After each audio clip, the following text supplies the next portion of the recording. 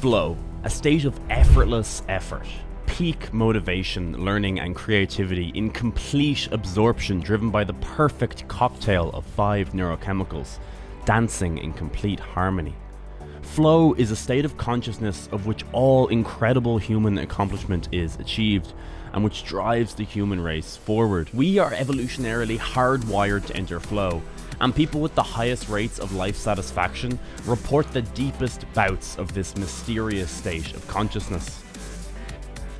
So why does it feel so hard to attain? Why does it feel more difficult than ever to get into flow and achieve real results? Mihaly Csikszentmihalyi is known as the godfather of flow, as he was the first person to study its psychological properties back in the 1970s. He coined the term after traveling the world asking extremely high performers about times they felt happiest and most absorbed in their work.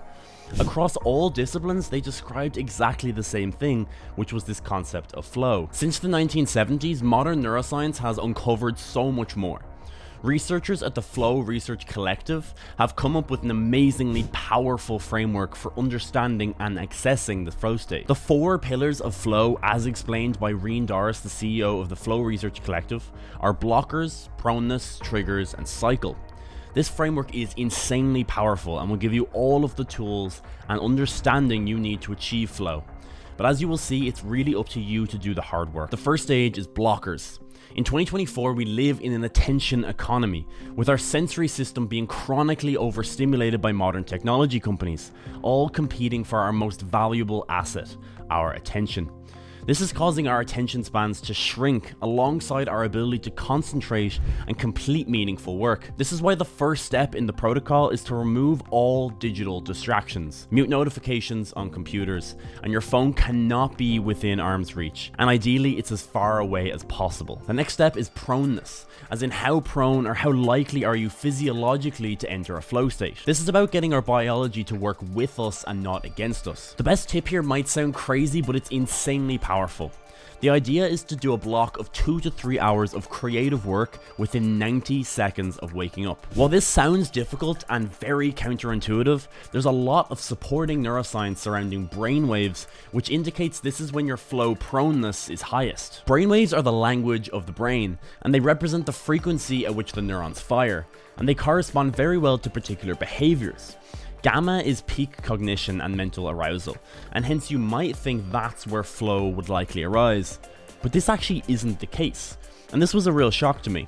Although once you really understand the underlying neuroscience, it actually makes complete sense. Flow is actually a combination of theta and alpha brainwaves, which supposedly are only our 4th and 3rd most attentive brain states. Theta waves are even commonly observed in light sleep and deep meditation, but during wakefulness are associated with creativity, daydreaming, and instinctive thinking. Theta rhythms are also crucial in hippocampal functioning, particularly in memory encoding and retrieval, meaning our brains are more neuroplastic in these moments. This means that we learn faster, encode the information deeper. There's also increased crosstalk between different regions of the brain, which is how we can connect disparate ideas and become more creative. This means theta is the optimal state for both learning and creativity. These are both hallmarks of flow. Alpha waves, on the other hand, produce a relaxed but alert and attentive focus. This relaxed aspect is critical because stress is a huge blocker for flow. Another thing is that our prefrontal cortex also takes longer to wake up in the morning and operates through high frequency beta wave cognition.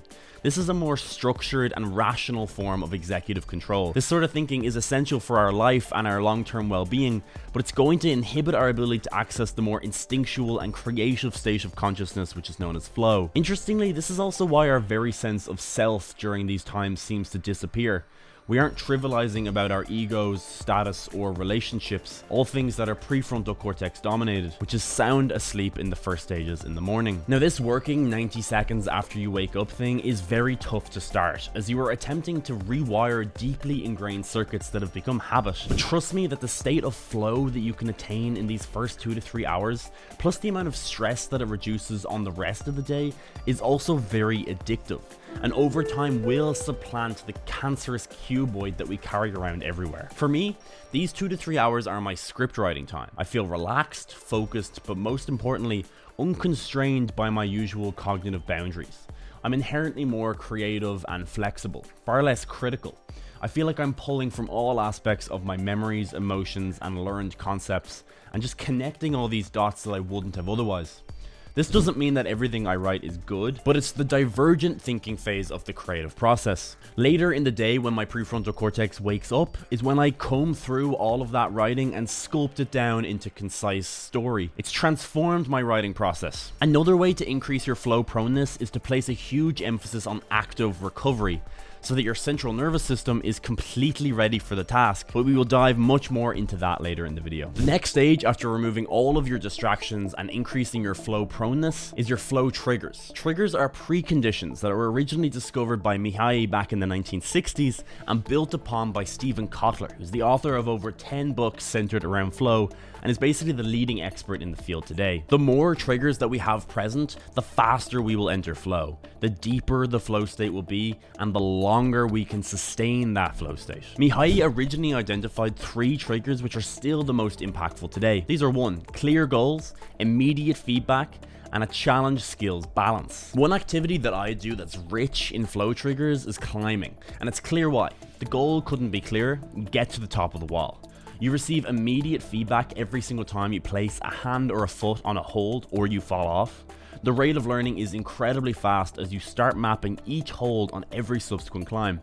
Lastly, the challenge skill balance can be finely tuned as I pick from a number of different walls to climb, and I know that the difference between the challenge and my skills can literally be fingertips in difference. But each climb is different and I have to push myself incredibly hard in often novel ways to figure out new routes. Climbing is flow heaven for me. If you don't have an activity like this in your life, I would really try and find one. The general rule of thumb seems to be that the task should be about 4% more difficult than your skills. Now that we have all of the necessary preconditions for flow, the 4th pillar sets the stage for what an optimal cycle of flow might look like and brings together everything that we've learned.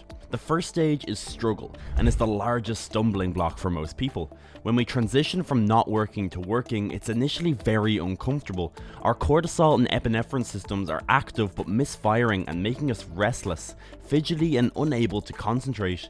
This puts us in a pseudo-procrastinating, sort of half-completing, low-hanging fruit task state.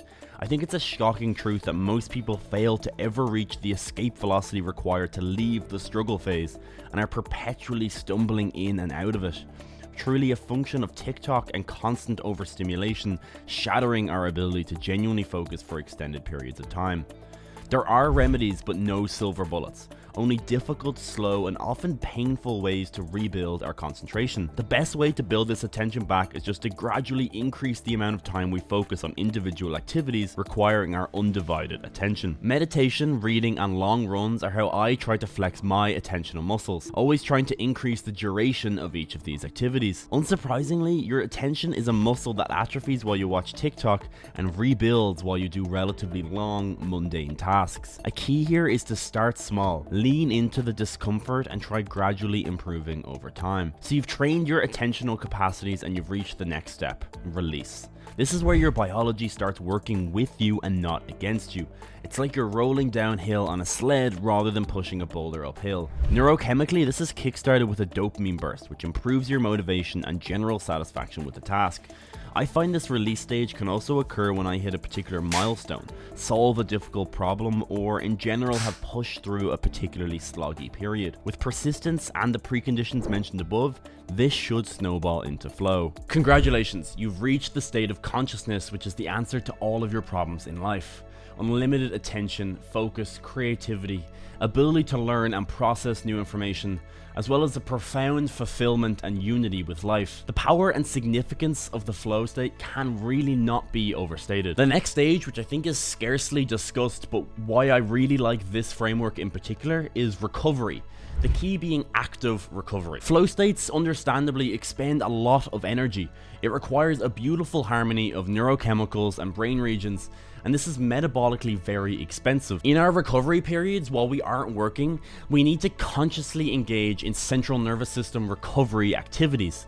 An important distinction here needs to be drawn between resting and recovering, although both are important. Sitting on the couch watching Netflix is not going to optimally return our central nervous system and clear out what's called our allosteric load. Allostasis is distinct from homeostasis, which attempts to bring us to equilibrium. Allostasis is how the body maintains stability through that change. Allostasis is more about adaptability and the dynamic adjustment of the body's internal processes in response to environmental demands and stress. It has an objective measure called heart rate variability, which you can measure with a Whoop or other devices. Allosteric load refers to the wear and tear on the body that accumulates as an individual is exposed to chronic stress. It's the cost we pay for fluctuating or heightened neural or neuroendocrine responses. And the health consequences can be detrimental, one of which is a huge blocker for flow. Examples of active recovery protocols that we can employ therefore include the essential health triad that I mentioned in every single video: sleep, diet, and exercise. I really noticed that my HRV plummets if I don't get a good night's sleep. 1 hour less sleep can mean 50% less HRV. We want a high HRV as it signals our body's ability to handle stress and change. Other protocols include meditation and breath work, hot and cold exposure, as well as long walks or hikes, preferably in nature. I go into far more depth in these neuroscience protocols for active central nervous system recovery in my free school community that you can access in the link below. I wish you all the very best of luck attaining the flow state and changing your life. It truly is an insanely powerful state of consciousness. Thank you so much for watching.